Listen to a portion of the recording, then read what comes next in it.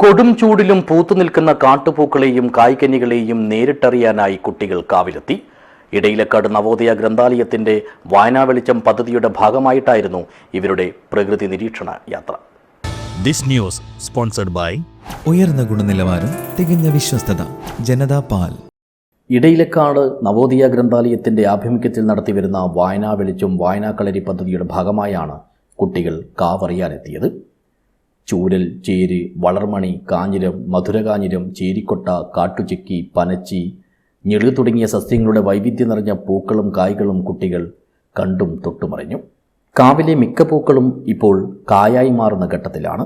ഇതോടൊപ്പം ചിത്രശലഭങ്ങളും നിശാശലഭങ്ങളും പലതരം വണ്ടുകളും പ്രകൃതി നിരീക്ഷണ യാത്രയ്ക്കെത്തിയ കുട്ടികളുടെ കാഴ്ചയ്ക്ക് ഹരം പകർന്നു.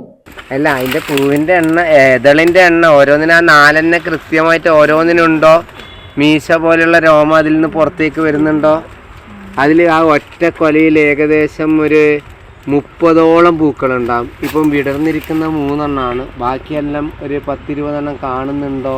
പ്രശസ്ത പരിസ്ഥിതി പ്രവർത്തകൻ ആനന്ദ് പേക്കടം, വലിയപറമ്പ് ഗ്രാമപഞ്ചായത്ത് അംഗം M Babu, Hosdurg taluk library council secretary P Venugopalan, Navodaya Granthalayam secretary V K Karunakaran, librarian C Jalaja, Vayana Velicham convener C Neelima എന്നിവർ സംസാരിച്ചു. News bureau, Cheruvathur.